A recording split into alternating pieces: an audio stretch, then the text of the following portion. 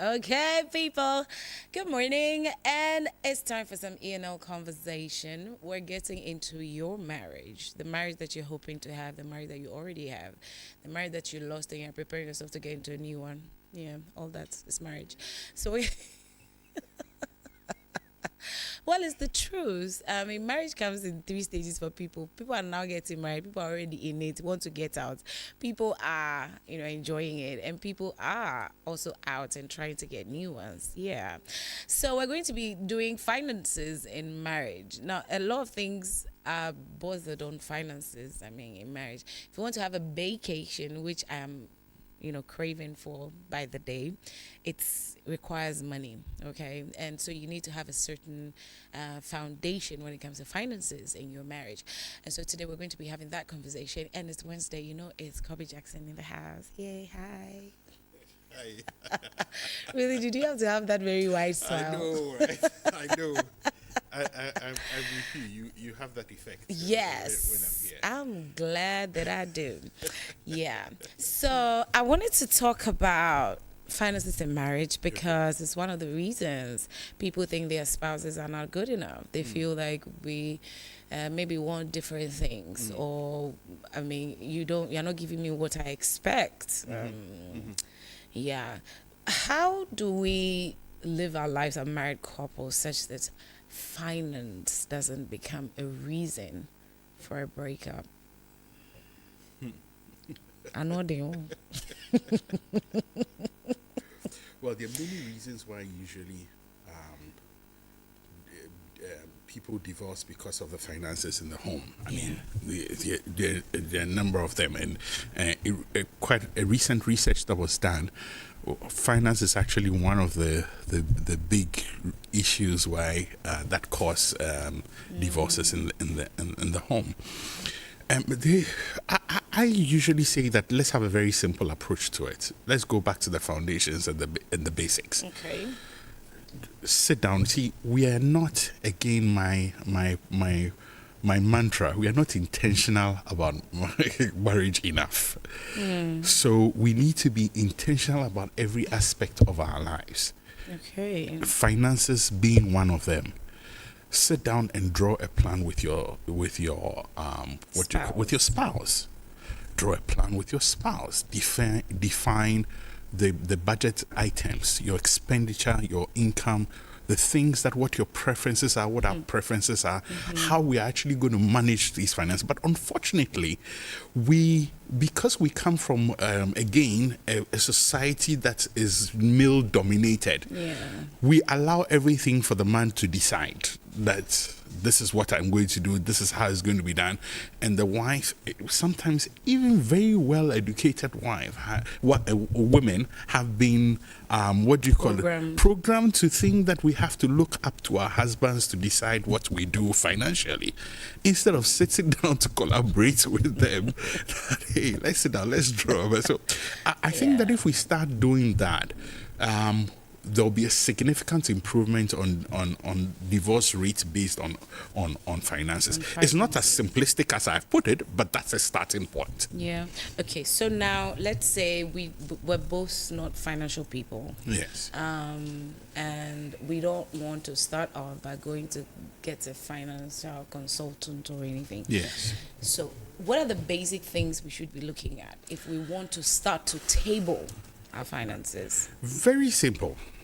What are our income Okay, or our so earnings? income. So let's start with our earnings. What are our expenditure line items? What do we want to spend our money on? What is important to us? What are our needs before we move to our wants? Okay. So if you have to pay rent, you have to pay electricity, you have to pay water, you have to pay school fees, there's food, what else? Like very basic things. Very basic things. I mean, they're basic necessities of life that will almost be a constant line item in almost everybody's budget. Yes. Very, very true. Gas and things. Yes. Yeah. And then there are other things that you want. So let's list all of these things down. So if I have 10 expenditure items, that totals maybe 10,000 Ghana cedis. But our joint income as 3,000 cedis, then we know that we are doing something very, very, very, very wrong. That's right. So then now we can start adjusting and planning properly and all of that. Remember that the last program we had on finances, I said that it's important to have a savings, and from that savings, you can now start, you can be on a path to creating wealth. Yeah. Exactly, by investing, getting insurance, making sure that things are better for you and your spouse. So if you don't get on that path of wealth creation, then your family is going to be in trouble. So it's important that you look at your expenditure, cut down on your expenditure so that you are able to save, and everybody can save. You don't need to earn a certain quantum of Tell that to the camera, because people feel like we need to be a certain level before we can start to invest. Absolutely not. I'll give this analogy again. I mean, the last time I was here, I gave that analogy, but I just want to repeat it. That you can be earning 10,000 cedis. I am earning 100 cedis. I can be wealthier than you because you earn 10,000 and you spend all the 10,000. Yeah. I earn 100 cedis and I managed to save 50 cedis. Yeah. So I'm creating a path for wealth creation. You don't have any path for wealth creation because everything you collect, you are consuming. Yeah. So that's the deception, because we look at people who have big cars, live in big houses, Which could be part of a loan. They may be broke. They may be broke. Taking loans for those assets may not necessarily be a bad idea or a bad decision. Okay. Because sometimes you can, as we treated at doubles the other time. Yes, which I was a part of. Yes, you can borrow to buy assets that will that will create wealth for you. Okay, so it's not necessarily a bad thing, but it's how you manage the monies that you borrowed. Okay. I see. Yes. So what if this discussion is just a one-way street in the marriage? So we both want to be very wealthy, but it's just maybe me that I'm thinking about financial independence and all of that, and my partner is just really not for it. So in a situation like that, how do I convince him that, Charlie? I mean, there are people that definitely want financial autonomy. Yes. So they may think that putting the collaborating with your finances will be a challenge, because then you cannot spend your money the way you would want it to be. It's important that in a marriage that wants to be well established and wants to grow, we put our monies together. How much of our monies are we putting together? Should we have a conversation of, I mean, you bring this percentage. I know probably you earn like 3,000, and then maybe I earn like 7,000. Yes. So let's just save this percentage. So the rest is for like. I was actually coming there. Right? You definitely have to have that conversation. So as I'm strongly suggesting, that you put a budget together. That budget is not an individual budget; it's the budget for the family. Okay. So, but then that budget will have to incorporate your income and my income. But we could decide that. Remember, I told you what I call the high life account. Yes. You have discretionary funds that you decide what to use that money for. So and has nothing to do with the expenses of the home. It has nothing to do with the expenses of the home. It could be one of the line items that, you know what, we are allocating this quantum of monies to what we will call the discretionary funds, or what I call the high life funds, where you decide whatever you want to use it for. So you are incorporating some level of autonomy, and also ensuring that the joint goals or the things that you need to do together, you find like a fine balance between the shared financial goals and then the need for the autonomy. Okay. To address the second point that you raised, yes, we may not earn the same quantum of money.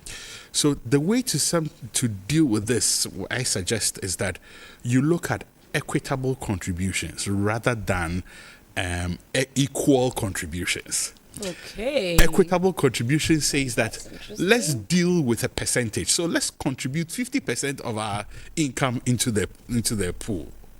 But one person will still be more than the other. Yes, but it is still equitable. That's how God deals with us. That's why when you're dealing with tithe, you say it's 10%. It's a percentage because it makes all of us equal before Him. Even though maybe your income is 100 million and my income is 1,000 Ghana cedis. So all He wants is just 10%. So it's equitable. So that's what we're looking at, an equitable contribution into the fund.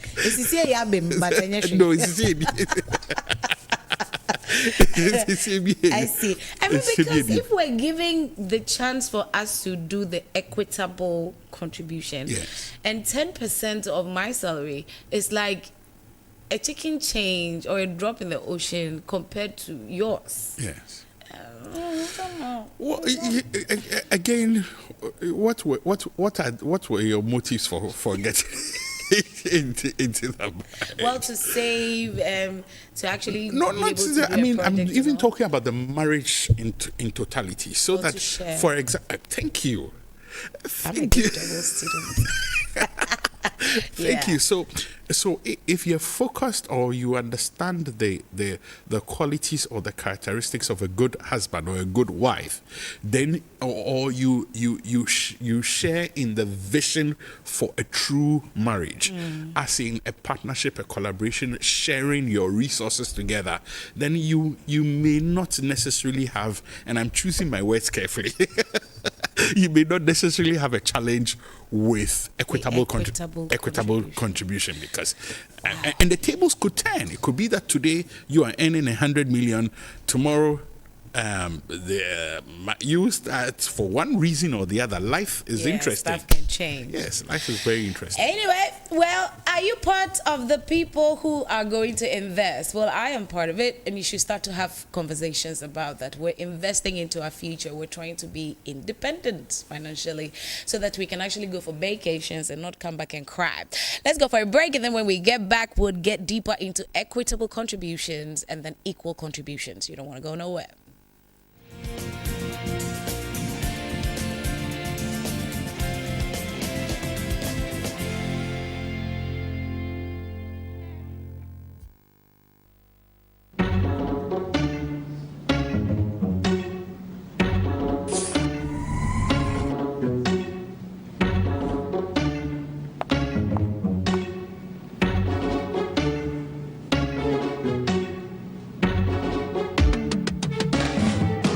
Time to believe in you. We are changing, so should you. If you dream it, don't be afraid. And in the valleys, keep your head up high. Dare to dream with Puma drinks. Puma. Yeah, believe it, you can achieve. Puma. Oh yeah, clap your hands for the whole new vibe. Make we set the bliss. Oh yeah, come alive. Let me hear you.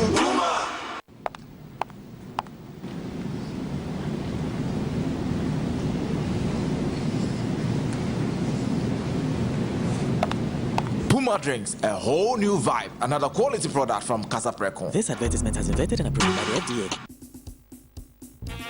Papa Sammy, I beg if you find something small, give us. Bro Sammy, you see, no be say boys no want do nothing and just they rely on handouts. Jobs to no deep. I understand the hustle. Hope they come. John Mama, they come do the National Apprenticeship Program where it go sort you guys. Brother Sammy, waiting with that. John Mama knows say no be everybody we won't work for office. Like me. That one day is true. Under the National Apprenticeship Program, young men and women where they won't learn craft will be enrolled under the program and attached to a senior craftsman who will train them for free. I beg you, mechanic day inside. Me like this. I don't want to learn mechanical, but the course no. Mechanics day inside. Yeah. Organizing, dressmaking, fabric making, catering, hairdressing, tiling, painting. What they even sweet about this whole thing is say when you plead, the NDC government go make sure say they go give you certificate where you go fit take go look for job anywhere. Oh, that's be one wonderful. Another wonderful thing be say when you plead, the NDC government go set you up with startup capital and equipment to make sure you can start your own business. Wow! I dey go shopping my town wait 7 December. Vote for change. Vote for John Mahama and the NDC.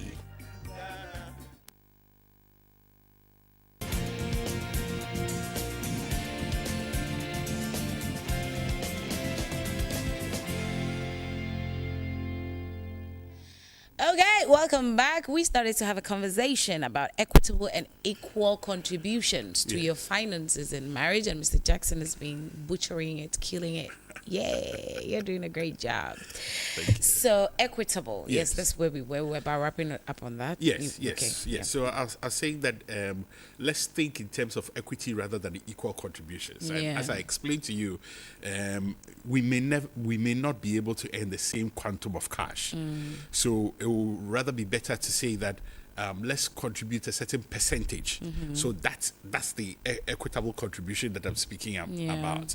That you bring 20% of your income, I bring 20% of my income. We put it in the equity for us. We put it in the fund for our shared financial goals. Okay. And then the rest of the money, we decide whatever we want to do with it. Blow it. So it's possible to allow a certain level of autonomy and still be able to collaborate financially to achieve shared financial goals. Okay. Now, the way, would you want to touch on the equal? The equal is just cash. Equal just means that I'm bringing 50,000. You should also bring 50,000. However you bring it, that's your business. And we don't like that one. We don't like nobody's going to die just because we want to build a house. That's your business. So if I'm bringing 100,000, and let's say we need 200,000, I'm bringing what do you call it? 100,000, and you must bring 100,000 for us to be 50% to have 50% interest, equal interest. Yes. However, equitable contribution means that we brought 50%, even though your 50% may be more, our interests are the same. Okay. So I may, in terms of figures, I may have brought 10 cedis. You may have brought 20 cedis. But we both have 50% equity. I think that's more, like it's easy on the Ghanaian mind. Easy on my mind. I mean, because I would want to have a discussion where I know that we're doing equal things. We're bringing, 50% or maybe 20% of our income, and then we're trying to build something with it.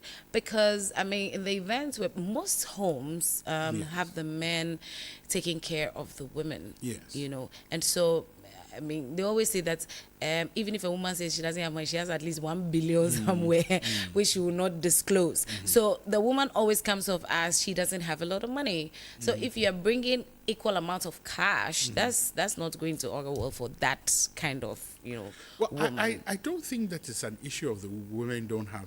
Increasingly you realize that the equal opportunities for women. So women are getting into good jobs. They get into the positions of influence. Yeah, but they don't disclose. They don't disclose all their cash. But not disclosing their income is not. It is because of the way we've been nurtured and the cultural settings and the society and the fact that we think that it is in our minds the finance is the sole responsibility of the man. Yeah. In fact, sometimes it's really extreme, such that the man may not even have, but his ego will not allow him to take money from the wife. That's Jeff right there.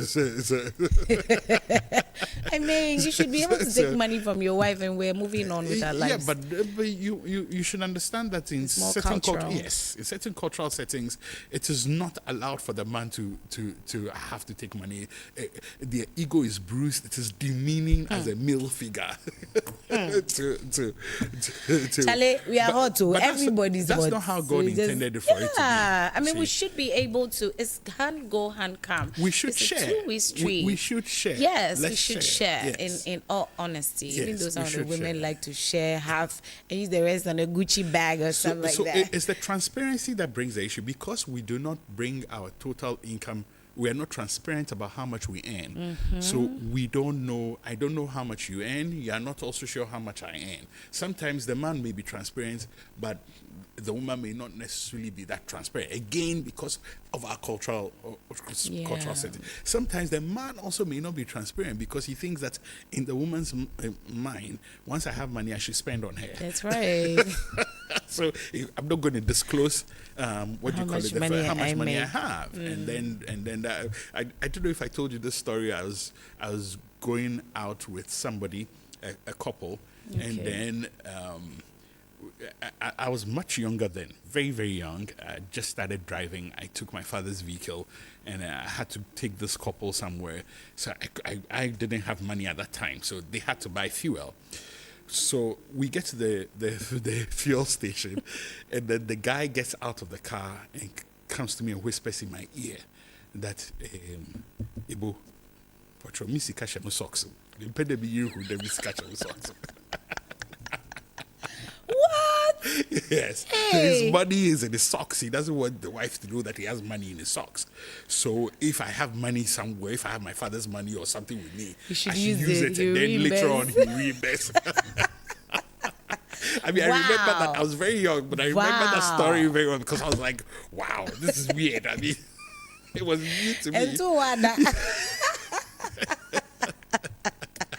Wow, really interesting. I mean, I don't know, but then we have to start checking socks. Women, are you there? Please. Check the socks, check the underpants and all This that. is how many years ago?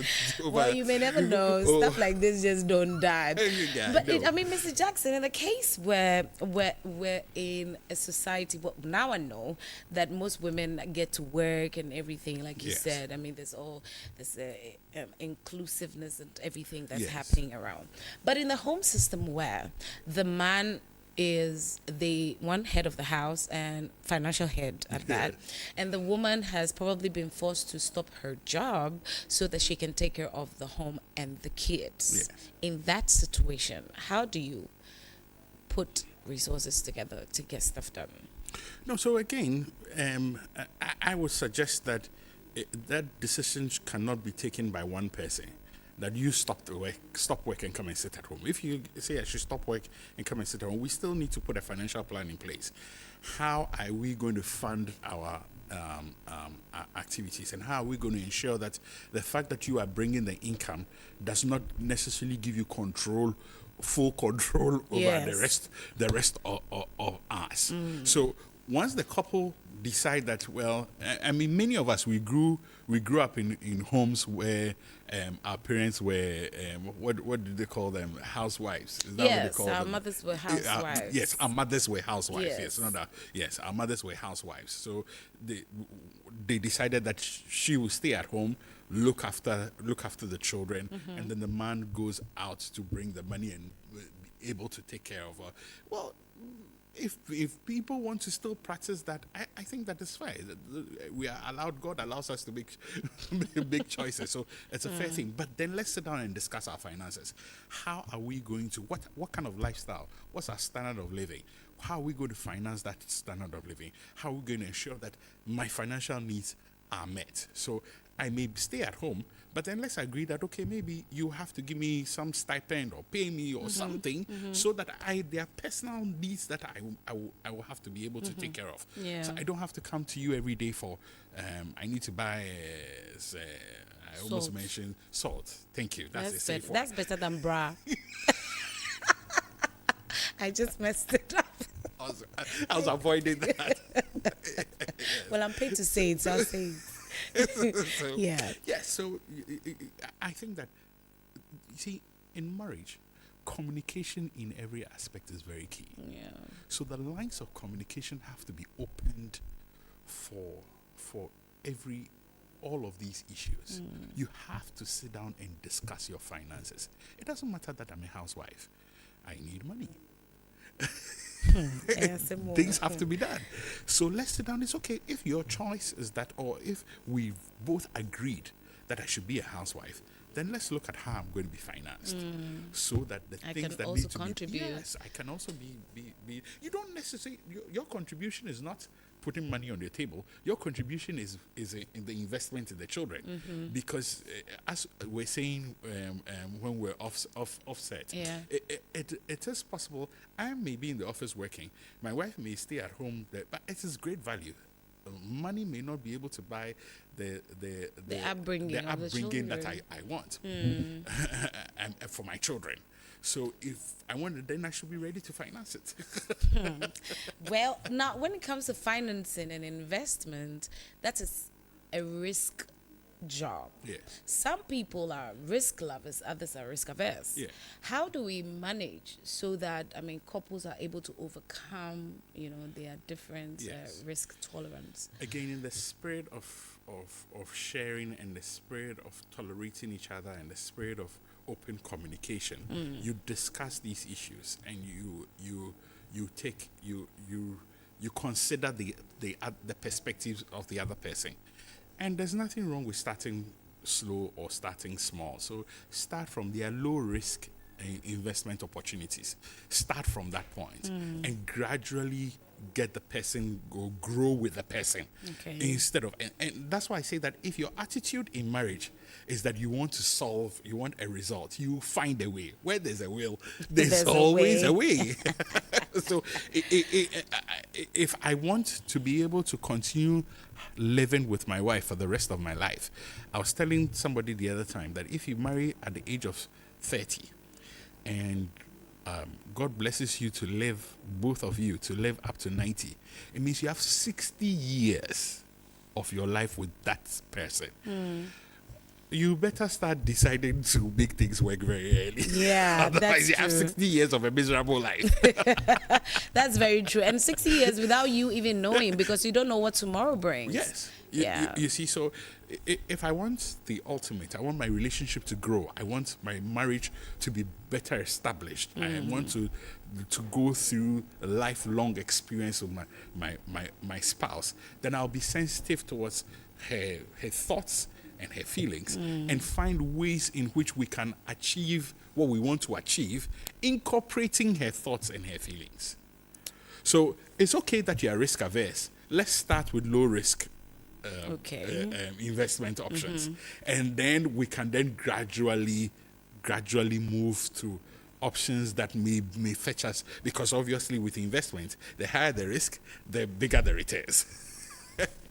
So, Well, yes. you have to be one who would have all these conversations. So, would you advise that when it comes to the risk management and all of that, they speak to somebody else, so that doesn't look like, okay, there's a problem with our investments, then you say that you were the one who said we should do this, so you should bear the consequence of this. So that's actually a very good question. Earlier on, you had mentioned, what do you do if you are not financially literate? Yeah. So I mentioned that there are basic things to do, but beyond the basic things, seek for financial advice. Yeah. And there are people out there, there are professionals out there that you can, as long as you're keeping your money in the bank, it means that you have access to a financial advisor.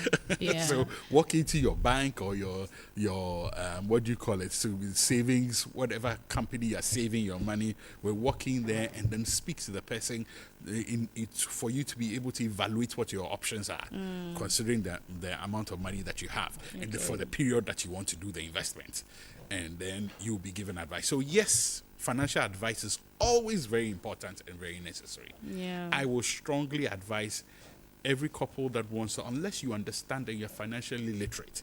If you're financially literate, then that's fine. But beyond that, it's important that you acquire financial literacy, because you shouldn't always be dependent on, if you're given an advice, you should be able to evaluate that advice. Yes, exactly. You should be able to evaluate that advice. If you're not financially literate, it may then be difficult for you to evaluate the advice that you're being given. So you've just completely subcontracted your thinking. Should be able to make to decisions somebody. and stand by it. Absolutely. Yeah, right. Absolutely. Now, how about people are making decisions? We're in marriage, and then maybe before now, I had very terrible experiences about joint accounts, even just not necessarily joint account, but just putting finances together to do something. I have bad or terrible financial experiences. Yes. Okay, how do we move forward from that? Yeah, people would.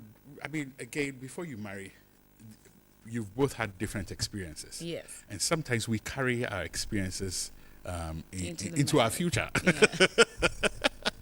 We carry our negative experiences into the future. That's So true. people come with trauma, people come with PTSD, people come with all sorts of things. And the concept of marriage is to be able to accommodate each other. To be able to tolerate each other. So you need to be mindful of the experiences that the people have had, your spouse or your partner has had, so that you can develop a strategy that would accommodate the what you call. So if your partner, for example, is coming from a situation where they had a joint account and their other duped. partner was duped, then you may be careful about the joint account experience. You may want to take a strategy, say, oh, you know what, don't worry, let's not do joint account. Let's just agree on what our financial goals are.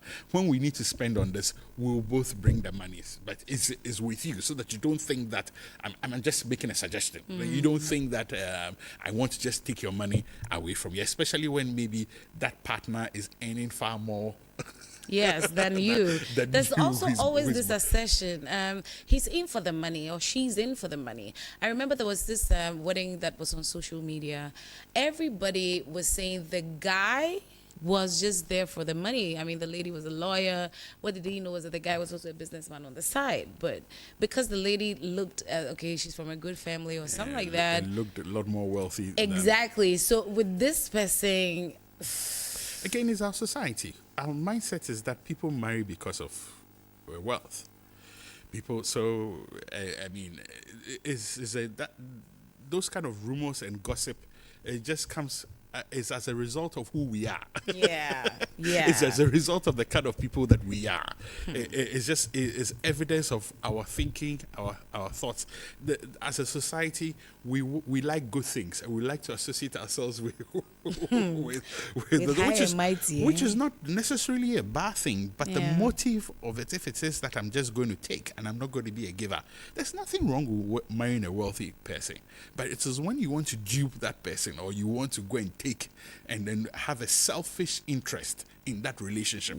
That's where the problem is. Well, there's absolutely nothing wrong with being wealthy. We all strive to be very wealthy. Yes, we must be wealthy. We must Actually, be it makes wealthy. the marriage a lot nicer. Oh, yes. Yeah. It makes it very much more comfortable. That's when you can You go can for do your vacation.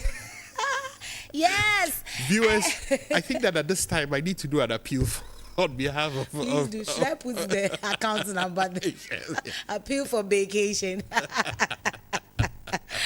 Oh my God, Mr. Jackson, you always make this is like someone's very serious conversation. And look at us, we're just laughing about it. I know. Which means that every step of the way you can make everything easier. Just talk about it and make your finances come to life.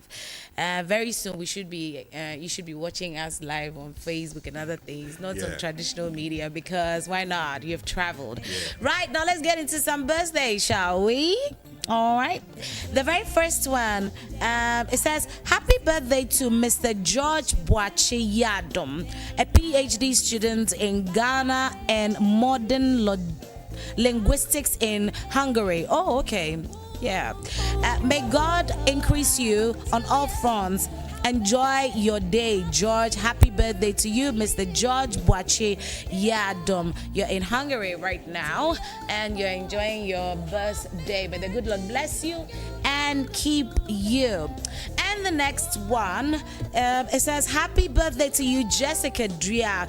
Wishing you love and happiness as you enjoy this year with unforgettable memories. Well, if I should look at how you're posing in that picture, there's no memory that's gonna be lost. Yeah, all right. So, girl, enjoy your birthday and do a party and invite us. Why? We like watching since you get here. That's just how it is. Anyway, so Mr. Jackson. Please let's wrap up so we can go. We can financially leave this. Yes, we can. Well, sorry, go ahead. Oh, I'm done. I mean, So I would say that finances are very critical in a marriage. I think that a marriage without financial planning is a marriage that has been left to chance. Yes. Very It's true. been left to chance. Very, very true. And so it may go either way. And you don't want to lead a life of chance. You want to live a properly planned life. Plan your finances. Sit down and speak about your finances. Yeah. There are many other challenges that if maybe in the future we have more time, we could talk about. But all of these issues have to be discussed. It is possible to come up with strategies that would accommodate joint financial goals. Great. So Mr. Jackson is one person you want to speak to about all of these things. Today I'm going to put your number out. I'm going to let you put your number out. So if you want to speak to him, he does this program. It's called Doubles. And I was there.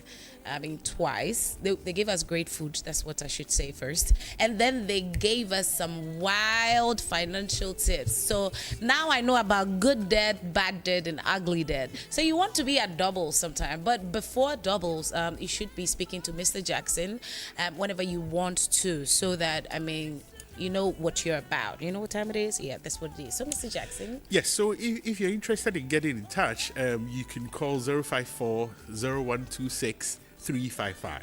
Okay. 054 0126 355. Right. So you can call and then we can have a conversation. 054-0126-355. 355. Gee, Yes. I'm a smart student. Okay, people. So call Mr. Jackson and let's fix your marriage. Let's fix your finances. Let's give you a reason to go for vacation and not come and cry after everything. Well, the U.S. polls. They're still looking nice for Trump, and may we get the best one at the end of the day, and may we also learn from that so that we can also have a peaceful election. We go for it today, and then tomorrow we're in your space with Breakfast Live. We'll be live tomorrow.